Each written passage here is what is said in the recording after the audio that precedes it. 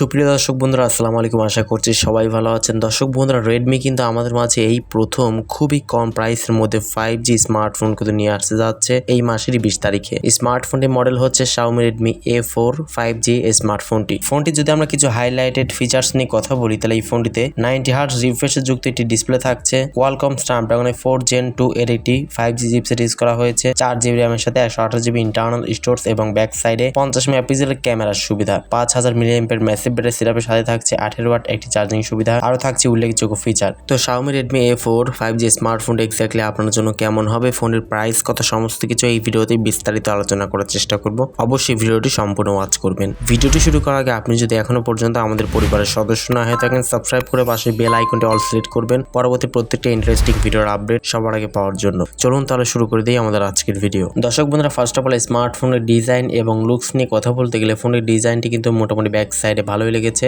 Circle shape use করা হয়েছে। Back সাইডে দুইটি ক্যামেরা থাকছে এবং ফ্রন্টে কিন্তু ওয়াটার ড্রপ নচ যুক্ত ক্যামেরা ইউজ করা হয়েছে। তো যেহেতু একটি বাজেট ক্যাটাগরি স্মার্টফোন, তো অবশ্যই এখানে পলিকার্বনেট বিল্ড ইউজ করা হয়েছে। ফোনটির ডিসপ্লে সেকশনে কথা বলতে গেলে ফোনটির ডিসপ্লেতে পাচ্ছেন 6.7 ইঞ্চি সাইজের একটি HD+ রেজুলেশন একটি IPS LCD প্যানেল ইউজ করা হয়েছে। ডিসপ্লেতে 90Hz এর একটি রিফ্রেশের সুবিধা থাকছে।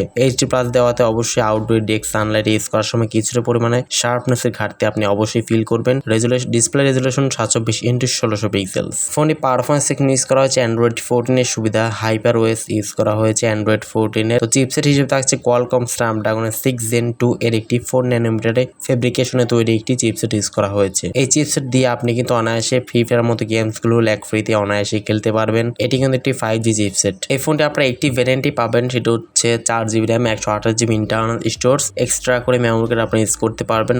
ডেডিকেটেড স্লট থাকছে যেখানে আপনারা দুইটি সিমের পাশাপাশি একটি মেমোরি কার্ড ইউজ করতে পারবেন। ফোনে ক্যামেরা সেকশনে কথা বলতে গেলে স্মার্টফোনে ব্যাক সাইডে দুইটি ক্যামেরা থাকছে। মেইন ক্যামেরা হচ্ছে 50 মেগাপিক্সেল এবং সেকেন্ড ক্যামেরাটি হচ্ছে একটি অক্সিলারি লেন্স ইউজ করা হয়েছে এবং ফ্রন্টে থাকছে 8 মেগাপিক্সেল একটি ক্যামেরা। ফোনটির সামনে পেছনে উভয় ক্যামেরা দিয়ে সর্বোচ্চ 1080p 30 fps ভিডিও রেকর্ডিং করতে পারবেন। এছাড়াও ফোনটিতে লাউড স্পিকার 3.5 মিলিমিটার হেডফোন জ্যাকের পাশাপাশি USB Type-C পোর্টের সুবিধাও আপনারা পেয়ে যাচ্ছেন এবং এই ফোনটিতে সাইড মাউন্টেড ফিঙ্গারপ্রিন্ট সেন্সরের সুবিধা পাচ্ছেন। তো অ্যাটলাস ফোনটি ব্যাটারি নিয়ে বলতে গেলে ফোনটিতে পাচ্ছেন 5000 মিলিঅ্যাম্পিয়ার একটি ম্যাসিভ ব্যাটারি সেটআপ এবং 18 ওয়াট একটি চার্জিং সুবিধা। 5000 mAh দেওয়াতে অবশ্যই ভালো একটা চার্জ ব্যাকআপ এখান থেকে আপনারা পেয়ে যাবেন। এই স্মার্টফোনে ইন্ডিয়ান রুপিতে 9 থেকে 10,000 টাকা প্রাইস সেগমেন্টে আসবে এবং বাংলাদেশে আসলে 15,000 টাকার নিচেই ফোনটি পাওয়া যাবে এমনটা এক্সপেক্ট করা যাচ্ছে। যদি 15,000 টাকা প্রাইস সেগমেন্টে আপনি একটি 5G স্মার্টফোন পান, তো সেটা অবশ্যই ভালো ব্যাপার। ফোনটি লঞ্চ হলে বোঝা যাবে। তো আজকের মতো এই পর্যন্ত। আল্লাহ হাফেজ, আসসালামু আলাইকুম রহমতুল্লাহ।